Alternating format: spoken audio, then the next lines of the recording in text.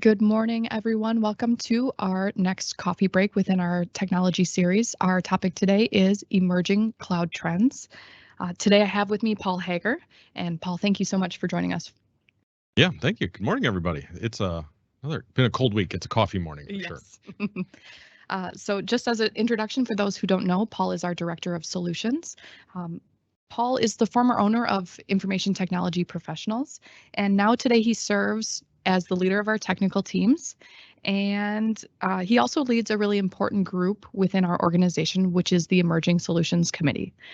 So what's cool about this small group is it's a cross-functional group across all of the technical sides of our business, and they are the people who are strategically choosing the solutions that go into our technology stack.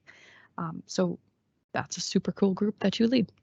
Yeah, we do. But not only do we enjoy what we do, but and we look for what are the technology trends, what are the needs of organizations. Our clients will hear about the solutions that we've picked, but there's also stuff that hits the cutting room floor, and so we started this process of kind of issuing statements about solutions that we didn't choose for varying reasons. And I think kind of what we pick and what we don't pick is actually equally as important. And so what you're gonna, what you get when you work with Alevity is, not only are we looking at what IDC and Gartner say, like what are obviously who are the big players in air quotes, but our take on what that means for customers in the Midwest and customers that are small side of the small business and the mid size of the mid and the large of the large, because the right solutions in, Gartner does this too. They've got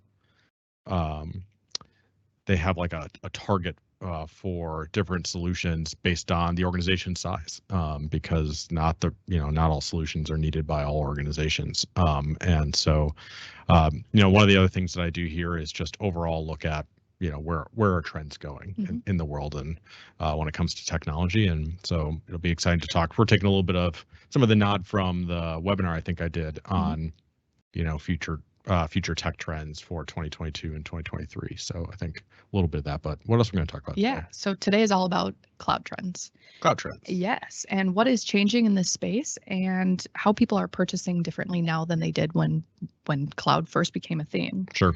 So our team was one of the first MSPs in the area to adopt hyperconvergence. Yeah. And now what's super cool is a lot of those customers are on their second buying cycle of that technology.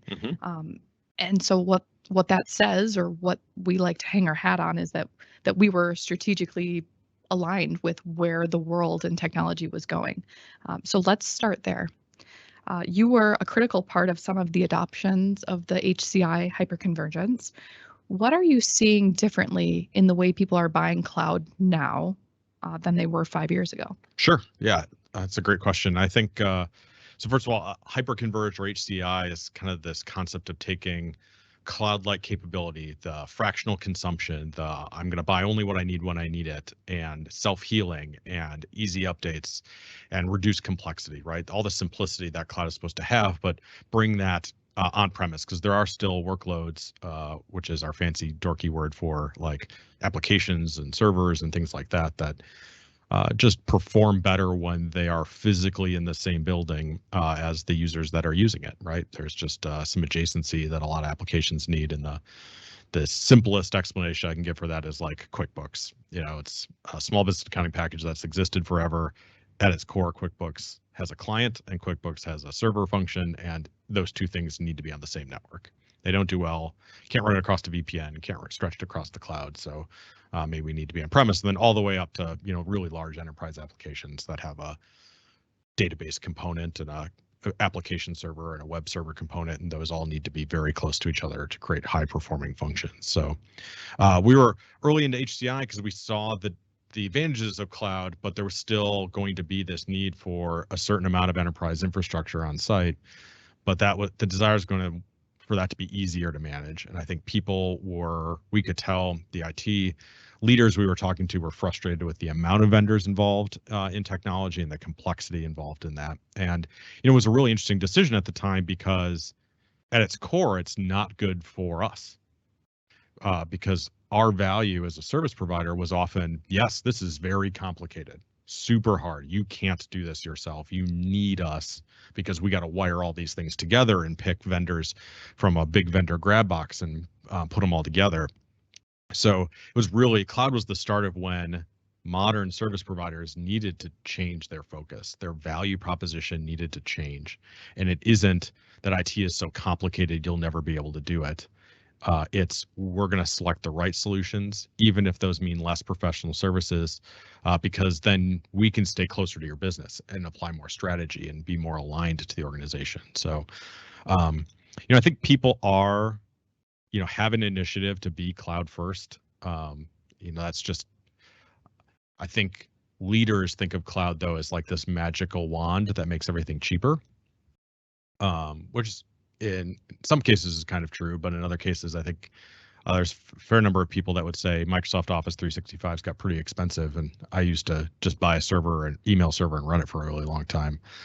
So I think that maybe has changed some thoughts, but it is true in general. If you can make it a software as a service, meaning you can go to a web browser and consume it from anywhere, that's going to make your IT life a whole lot easier. So in that case, software as a service as cloud is a lot where people want to adopt. But there is still, a need and a financial incentive for, if you need to run that server all day, every day, buying it and owning it in some way or renting it from us via leasing avenues or whatever, it's probably less expensive than renting it from public cloud. Public clouds, the Azures, the AWSs, the GCPs of the world, that's intended, its best use cases for stuff that is burstable, that you need a lot more capacity, like Starbucks is running a promotion and we got to grow really fast and then the promotion ends and we can, snap it all back down. But they, Microsoft's not silly. They've, made avenues, reserved instances, and being able to buy committed amounts of Azure, and that really brings that price point to very aggressive and attractive places. But, I still think people are looking to cloud as much as they can, and then kind of the what's left over is what is it that we need to still have in things like that. And HCI, like you said, I think we were a little bit ahead of that trend, and it's helped our clients. And every customer that has bought HCI through us has bought HCI again. So I think that's a statement of, have some of those customers moved a little more towards public cloud? Yes. Have any of those customers gone back to buying hardware, servers, and storage? No, because it worked, and it's a lot easier to manage. It's interesting. People shouldn't be buying. People still are saying, I want to buy as much HCI as I'm going to need hardware for the next 5 years. And that really isn't what you need to do. I think that's just the business hasn't caught up with it yet. And so IT people need to say to the business owners, this is it. This is all I'm going to spend for 5 years, I promise. And really, they should be buying only what they need, and then they can add a node in year 2. It's just the business side still operates budgets in a very static way, I think. And so some of that buy cycle is following the old hardware buy cycle, which I think is interesting because it shouldn't be that way. Right. And it's better for the business to only spend the money they need to spend. So are those conversations that we're having with our clients is how to facilitate those discussions from a budgetary standpoint? Yeah, that's a good point. Yeah, we do. I mean, we talk about these 4 S's all the time. The first one being strategy, and the strategy around how you approach the business side and talk about budgets and talk about planning is really important, and it's changed. IT has an absolute seat at the table in this stuff, and security is changing that even more, right? Cyber insurance, which I think we'll talk about later, that's forcing the finance department to come to IT and say, whoa, this is changing the financials of the business. What do we need to be doing in IT to have that not happen? And really infrastructure and cloud is the same way. And we were starting to see some customers kind of get so much cloud growth that they look and say, we've got like 10 software as a service applications. It's so easy to subscribe to something else that, that sprawl has maybe gotten too big. Some of our larger customers, their cloud buying is starting to look like, okay, we want to do HCI, we get that, but we want to be as cloud adjacent as possible. We're hearing this word cloud adjacent, and we're hearing the words cloud mobility, which is, I want to get out of the data center business. I want to put hyperconverged in someone else's data center in a co-location facility so that I am next to and big ports and big internet pipes to the public cloud like Azure and AWS. And I want to make sure I can, if I deployed on HCI, I can move it quickly to public cloud the next buy cycle. So those terms, cloud adjacency and cloud mobility, are coming up in conversation a lot more, and we're having to design and architect for those situations. Cool. So speaking of buzzwords, another trend that you discussed in your annual webinar that's all about tech trends was multi-cloud management systems. Yeah. So I'm not a technical person, as you know, so I'd love to hear like the layman's explanation of what that means and the impact that it has on a business. Yeah, so multi-cloud management systems are, typically web-based applications that, this is a great dovetail into, cloud adjacency and cloud mobility is, we've seen Azure have outages. We've seen AWS have major outages in the last, 12 months, right? I think we all remember the day that AWS was down for half a day, right? We were all getting text messages. I can't get to Instagram. I think Facebook. Yeah, Facebook went down. That was catastrophic. Target, we couldn't order stuff from Target. Tinder, we couldn't swipe. I mean, it was catastrophic, right? But all joking aside, it exposed that even massive hyperscalers, as they're called, these big public cloud giants, they have humans and they have networking components, and as much redundancy as they build in, there can be failures. And so, Windows Server, particularly things like web services that, particularly Linux web services, run really well anywhere. Most of what runs on Azure is actually Linux. It's ironic. Like most of what runs in Microsoft's cloud is non-Microsoft product. They're really resilient to being in different facilities and are able to talk to each other in secure ways across the internet. And so, if I were building a modern web app, I wouldn't be putting my chips maybe all in one public cloud provider. I would say, let's deploy some of these workloads in Azure and some of these workloads in AWS so that, we're ready for any major cloud outage. Just like, we recommend, Cloud Ally, cloud-based backup, which is stored in AWS for all of our Office 365 customers, right? Like we do live out multi-cloud management, multi-cloud in our own offering here at Levity, even for our small business clients. So multi-cloud management just gives you a platform to look at all that. So, Nutanix, who is a hyperconverged player, is also, they would say they want your eyeballs, right? They want the management plane. They want you to log into Nutanix first every day, and Nutanix can manage your infrastructure that is on-premise, your infrastructure that's in colo, and your infrastructure that's in public cloud. And that's what they want to be. They want to be that multi-cloud management platform, because I think there's smart people there seeing the same things that I'm seeing, which is that's directionally where IT is going, is that you would say, I need email and I can move email anywhere. I need this server and I can move that server anywhere between all those public providers, continuing that story of complexity, right? Why doesn't all of our clients have stretched deployments of on-premise infrastructure connected to public cloud? Because it's complicated. Just like storage networks were complicated 5 years ago and 6 years ago. So I think we're just in another cycle where we're about to hyperconverge the hyperconverge. We're going to hyperconverge the clouds so that you can leverage them all for the best of their abilities, which all will be good for the world when we get there. So something that's still really topical and still really relevant to a lot of businesses, no matter how big they are, is people working from home. Yep. So COVID's over. Yay, almost. Wow, you called it. Like, we need the banner up, right? Like, mission accomplished. Here we go. COVID's over. A lot of people are still working from home or working some sort of hybrid schedule. Yeah. What's working? What's not working from a technical standpoint? Yep. So we talked about this like right away as this hit, right? Like, people just started grabbing what was on their desk, like there was a fire at the office. Sure. And just ran home with it. And then we kind of hit this second phase where we came back around and set up VPNs a little more properly. Maybe we got people laptops in the last 2 years, so they're not to desktops anymore. We don't even talk about desktops now. Everyone's laptop in a docking station. Even my 65-year-old parents have a laptop in a docking station now. Like, it's just, the world has gone more mobile, right? When my dad buys it, it's no longer a tech trend. So that was what I think is the second phase. Now we're in the third phase, which is, okay, that wasn't fun.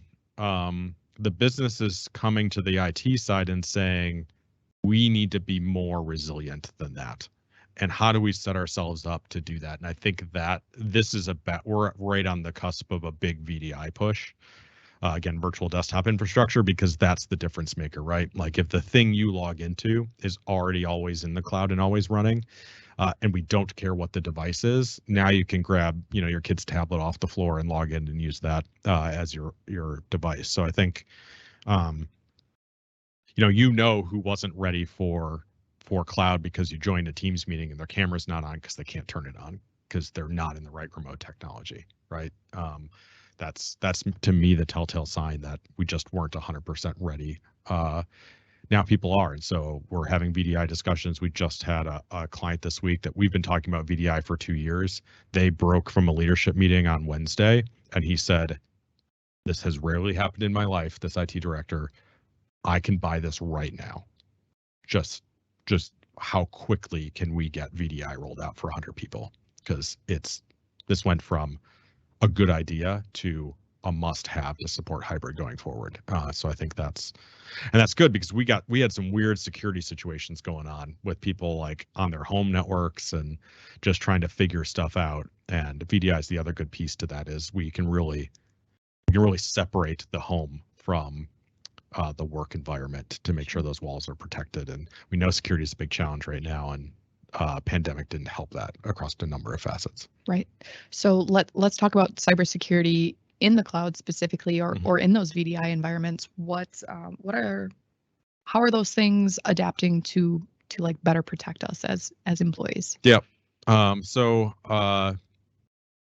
The cloud, when we're getting people into virtual desktops, particularly in public cloud providers, right? Part of what you're paying for there is Microsoft's fleet of security people. Microsoft doesn't want the fabric that is Azure to have a compromise, right? That's bad.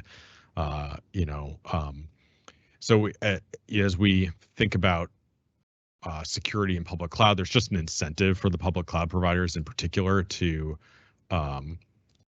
do a better job with security than even what we can do. And because you kind of have the limitless capacity of cloud from a compute standpoint and from a storage standpoint, a lot about security in particular is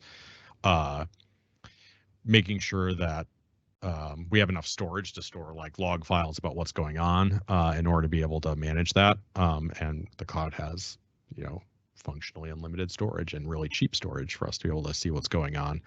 And as we get everyone's activity in one place, so one of the complexities about securing work office today is there's all sorts of devices at the office, right? There's wireless devices and there's wired devices and laptops and desktops, and maybe you have a desktop and a laptop that you take home and then a server. And when we condense all that to the cloud, either software-based services or a virtual desktop, now it's all in one spot. And it's consistent, and it's one vendor, it's all in one place. All those things kind of make securing things, a whole lot easier. So it's good timing, right? We need more security in the world. If I'm in a regulated industry, I'm trying to get to things like Azure as much as possible, because then I can just give regulators Azure's documents and say, hey, look, I'm on Azure, and so we only need to worry about our process controls and our people, which is still a big risk, is the people side. But from the infrastructure side, you can hit an easy button a little bit the more you move towards cloud in a lot of ways. Sure. So another topic that we're hearing again and again is cybersecurity insurance renewals, right, and the complexity of that and what's all involved. Tell us a little bit about what you're seeing and how organizations can streamline that for themselves. Yeah. So what we're seeing is cyber insurance renewals are really expensive. We've seen anything from moderate increases like 30% to 5x increases. So we did have a client recently that their normal cybersecurity insurance was 20 grand and their renewal was 118,000 a year, which is just a massive number to a lot of businesses, right? That's not their business insurance, it's just their cyber, right? So what it means is, and then we're seeing things more like health insurance, or these look back periods, like, well, you didn't have your network right. We'll insure you, but for 90 days, we won't insure you against ransomware because you didn't have these elements in place first. So we're seeing a new discussion. We're seeing the CFOs or the financial leaders come into the office of IT and say, I've got this insurance renewal, I got this document I have to fill out. And they're asking questions about things. And it seems like we need to have some of these things. Do we have all of these things? Can I say yes to all of this? And when IT says, no, I've been asking for this budget for years, seems like the conversation finally gets some motion, right? It gets some, I see now. And kind of like your homeowners, right? The more, if you put a security system in your home, your insurance goes down. It should, or you should be able to make that argument. And if not, we are helping some customers even change cyber insurance providers to those that are a little bit more forward thinking and are taking into account the investments that our customers are making to manage their security. Because there are steps you can take that ultimately decrease the risk of an event happening, and you should get the financial benefit from that. The reason why it's still expensive is because we keep paying ransoms, because people keep failing, and because we aren't invested enough. We are, insurers are having to pay, and those payments are large, right? These ransoms are $500,000 to millions of dollars, and even you saw it in Colonial Pipeline, right? The FBI got involved, and ultimately the FBI said, yeah, I think you've got to pay this ransom, which was millions of dollars, which is terrible, and means everyone's insurance rates are going to go up. So you shared an example on the HCI webinar that we gave earlier this week. I think it was Kenmode. Yep. They had a ransomware attack. Yep. And so instead of paying the ransom, Yep. they just spun up a backup that they had in place, an image that they had from 2 weeks earlier or whatever. Yeah, hours earlier. Sure. Yeah. So one of the advantages of HCI is that these systems can take these little snapshots, every 5 minutes if you want to, but in most cases, things like every hour. And so we can just go into these very cloud-like, it's all managed in a web interface. You go into the web and you say, roll my environment back to an hour ago before the ransomware event, and then it doesn't exist. You never contact them, you never pay them. You go find the infected machine, and you get that cleaned up or wiped so that, it's usually a desktop. It's usually somebody clicked on a link in an email, and you got to go clean that up. Your one of your best defenses is your backup and disaster recovery plan. HCI makes that disaster recovery and business continuity piece often very, very simple.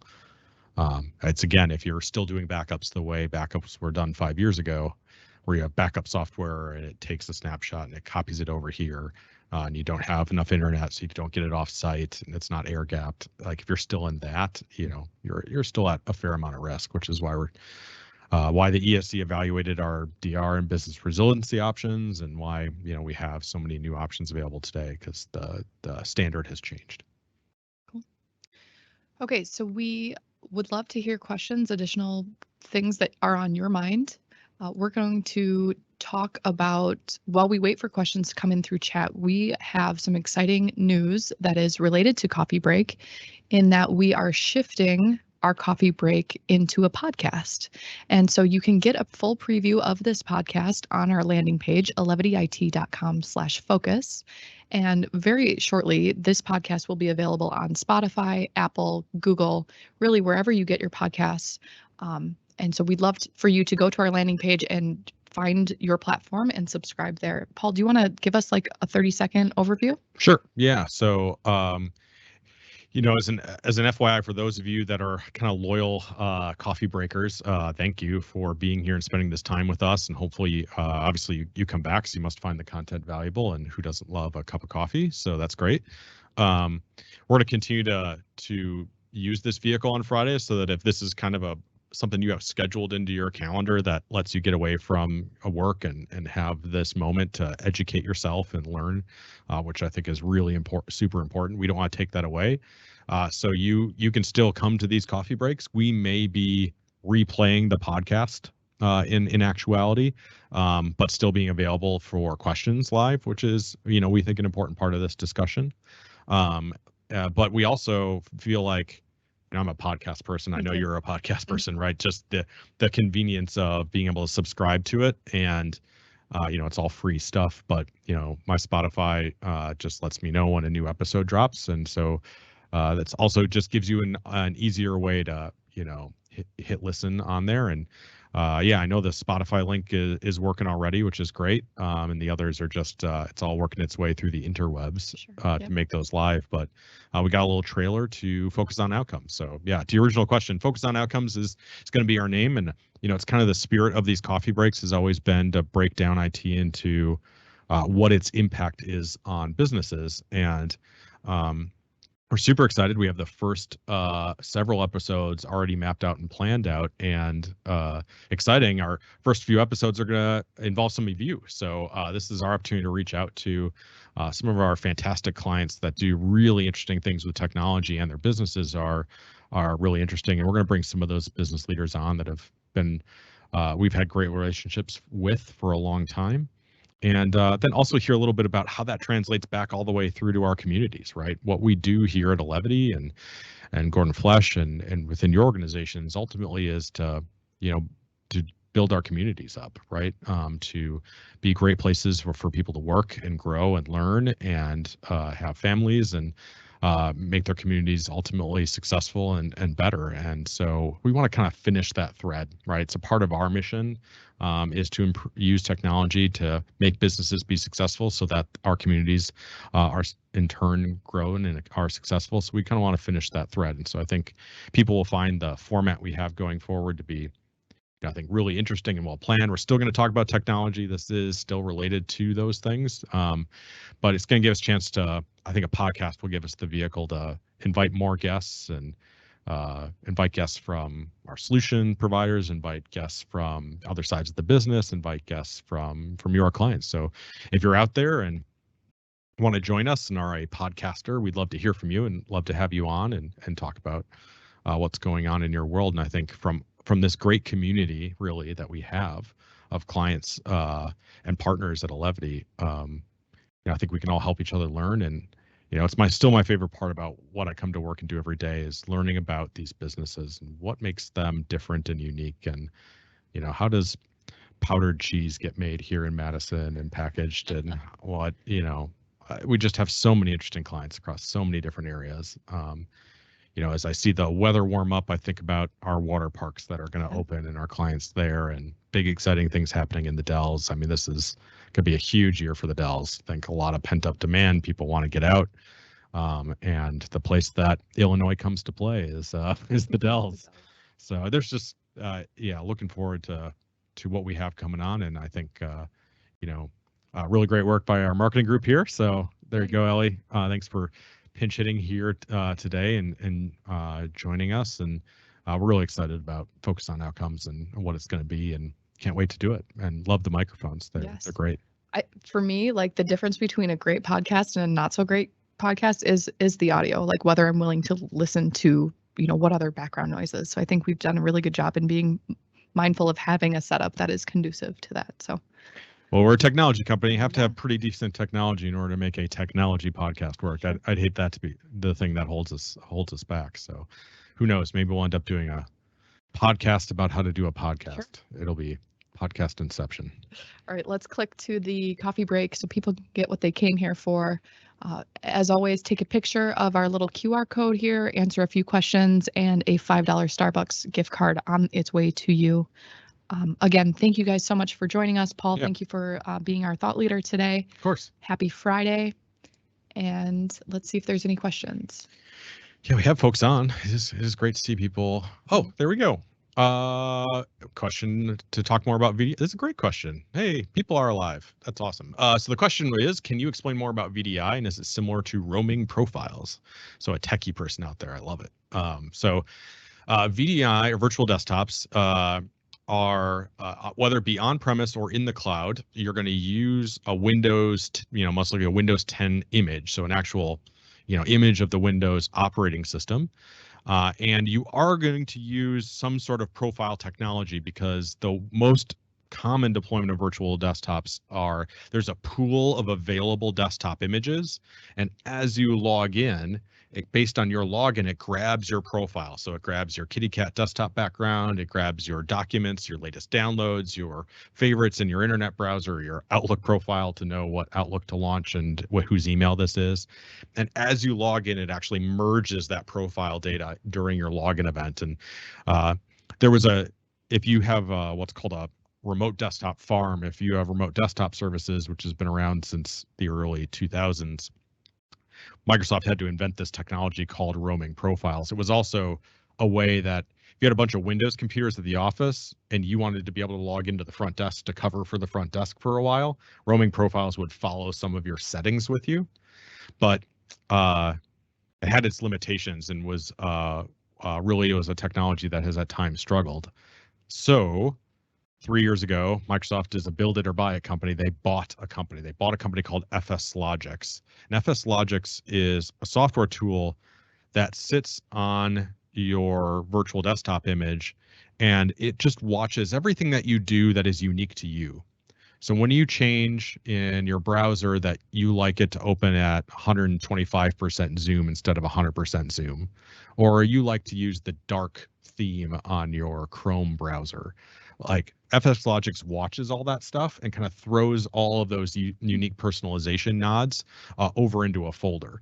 And so you can use FS Logix on site, but it's really enhanced Microsoft's ability to leverage what feels like your desktop. You would log into your desktop and feel, and I do this every day. I live in VDI, I live in Azure Virtual Desktop, which is Azure's newest deployment and iteration of VDI. And you can just one click enable FS Logix and then point it to a bucket, an Azure file storage bucket. So you used to have to do all this complex setup, and you had to set up an FS Logix store on a server, and then you had to really have fast storage and flash storage in order to store it. All this complexity is now like 2 checkboxes in Azure. And the net of it is I get a brand new desktop every morning. So when I log in, if I log off and log back in, that's actually a whole new instance of Windows 10. So if it had a virus, if it had anything wrong with it, it all got cleared out when I rebooted it. But when I log in, my Outlook works. The icons on my desktop are the same. My Max Verstappen desktop for F1 is there. All of that stuff, all that personalization follows me. So VDI is this, instance of Windows, but it's not on your desktop anymore. And so it also changes what device you use, right? I use an iPad Pro, and then I use a thin client. Are the only devices my fingers actually on keyboards touch. My data doesn't live there. My data all lives in my virtual desktop.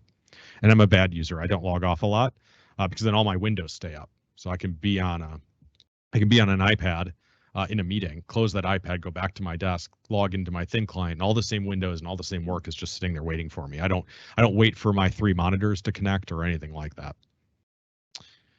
Follow-up question: does VDI store data in the case of user data in the case of hardware failure, like in OneDrive? You can use OneDrive. That's something else that FS Logix helps manage, is OneDrive in a multi-tenant environment. But if it's on-premise, that profile data you want to really protect because that's got all your personalizations in it. In Azure with Azure Virtual Desktops, that profile in Azure Files, you just set the redundancy level in Azure Files. Microsoft takes care of all the redundancy and all the backups all automatically in the background, which is nice. So if there's hardware failure, it doesn't matter. And if my thin client fails, it doesn't matter. If my iPad fails, it doesn't matter. I can log in from anything. This is a machine that is connected to a monitor in a conference room. I log into this in my AVD for meetings, and again, all my windows are up and all those sorts of things, and I don't worry about data loss. And yeah, certainly all my downloads and my working documents, that all lives in OneDrive for me, and then we back up our OneDrive, cloud to cloud. Good questions. But VDI is definitely where we're having a lot more discussions now. We thought it would happen during COVID, but I think people were very concerned about like their financial situation.